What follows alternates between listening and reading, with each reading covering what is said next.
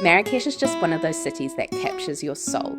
This is part 2 of my Marrakech vlogs, and in this episode I want to show you how my husband Ryan and I spent the last few days of our trip in this captivating city. From the ornate and intricate buildings that are a wonderland for the senses, to the chaotic yet comforting soundtrack of the bustling Medina. If you love food, shopping and diving into the history of a place, here is exactly how to spend 4 days in Marrakech. By the way, if you are new to my channel, hi, my name is Jess and I am a New Zealander living in London, sharing vlogs and travel guides, but most importantly, everywhere I visit and eat in between. Alright, let's get into the last couple of days of Marrakech.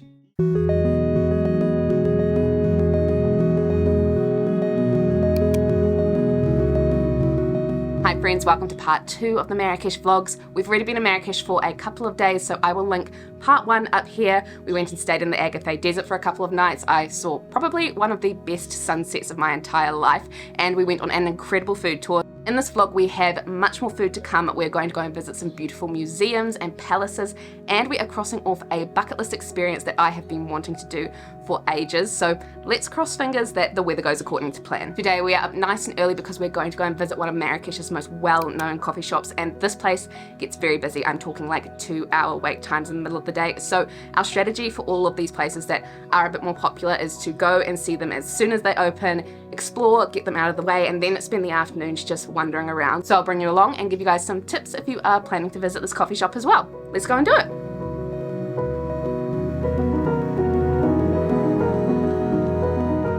On the off chance you haven't heard about bacha coffee, let me introduce you. The history of this coffee dates back to the 1910s in Marrakech, but today they might just be most well known for their gorgeous cafe tucked away inside the Museum of Cultural Confluences. When you enter the cafe, you are completely transported back in time, witnessing the relaxing buzz of the coffee makers whipping up pots of 100% Arabica coffee. And yes, there are over 200 coffee varieties to choose from. We arrived about 10 minutes before opening time on a weekday, so we were lucky enough to be third in line. We scored a seat in the main dining space overlooking the counter. And one tip, definitely do not pass up on the pastries here, these were just delicious. Afterwards we walked off our snacks and explored the courtyard of the compact but elegant museum, before disappearing off into the labyrinth of the Medina for some shopping.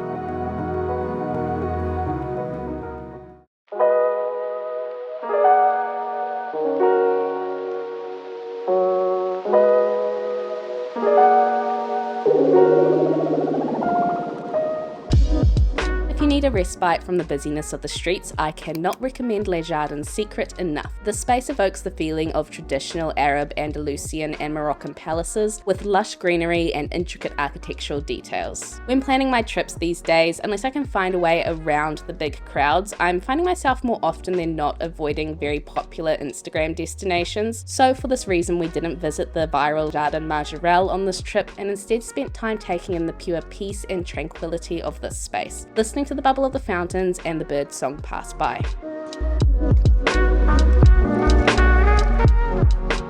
Back out into the Medina, and we wound down the evening with a cocktail at a rooftop bar. The spot looks directly up to the mosque and is a perfect space to catch the glow of yet another Marrakech sunset.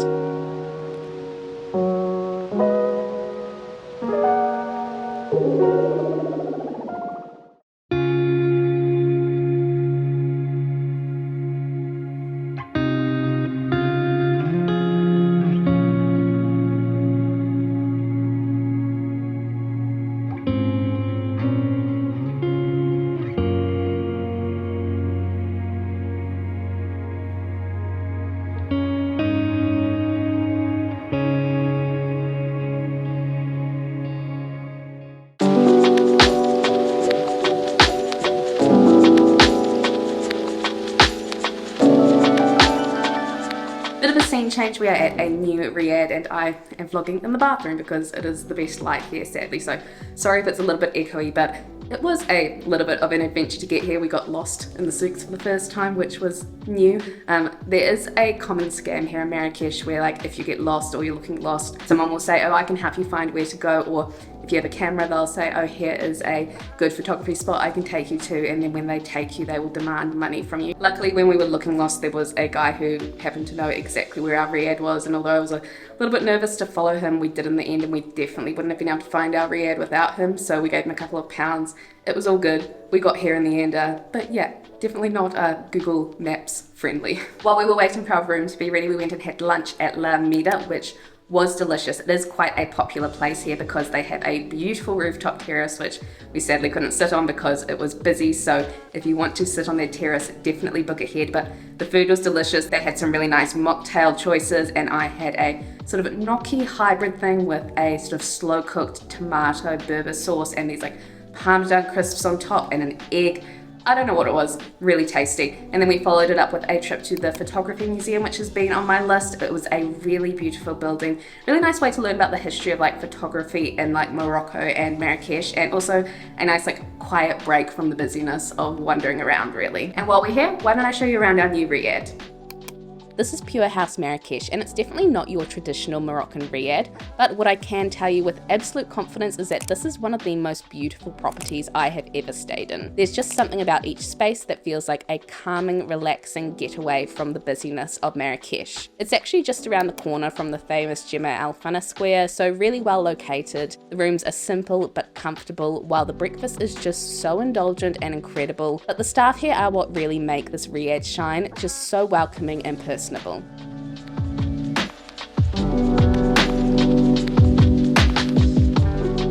Later in the evening, we headed back out into the Medina in search of a local experience, traditional Moroccan storytelling. This is actually a 1,000-year-old art that has the purpose of passing lessons on to the next generation. We headed to Cafe Clock to enjoy this, which was the perfect spot, really laid back and unfussy, and you can enjoy dinner while the storytelling is happening.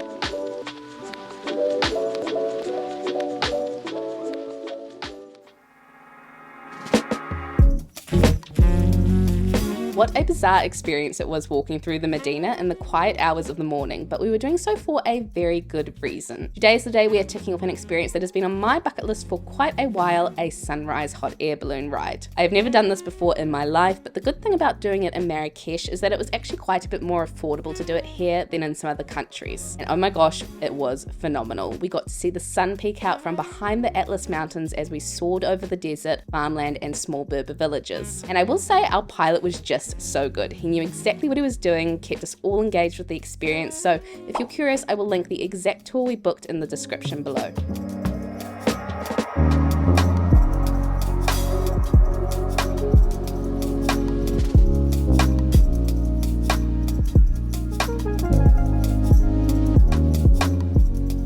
We're back from our hot air balloon ride, and we've just had the most beautiful breakfast on the terrace. It was so sunny, we definitely defrosted from the temperatures this morning. And now we're going to go and try and do some shopping in the souks. I don't think the challenge is going to be finding anything.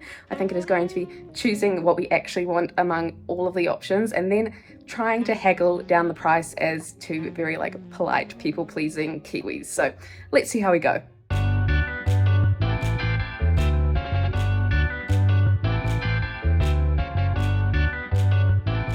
Now here's where my main mistake on this trip happened. Marrakech is categorically a shopper's paradise, and we did this trip with a carry-on only suitcase. So next time I will absolutely be bringing an empty checked bag so I can buy all the things. Shopping in the souks is actually really fun, and I think you just have to approach it in a relaxed way. Don't get too serious, engage with people, and of course haggle your heart out. The souks are divided into a number of different areas, such as some dedicated to leatherwork, some to baskets, others to clothing, rugs or spices, and so on. I walked away with this decorative tea set, which I only barely managed to squeeze into my bag.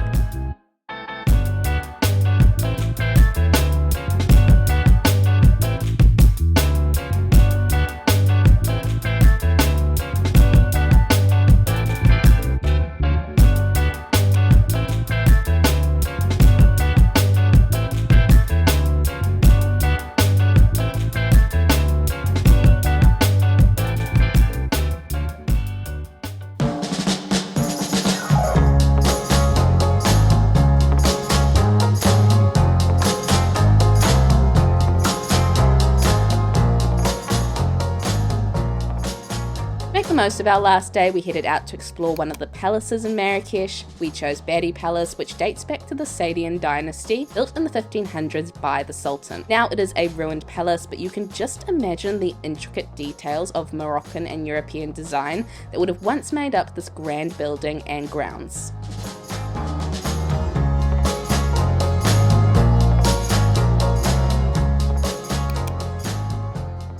And if you have been here for a while, you will know there is only one way I like to end a trip before heading to the airport, and that is with a gorgeous lunch. I booked La Famille on a whim when planning, and I was so glad I did. It's shared style seating in their expansive hidden garden courtyard with beautiful fresh salads, flatbreads, and desserts to choose from.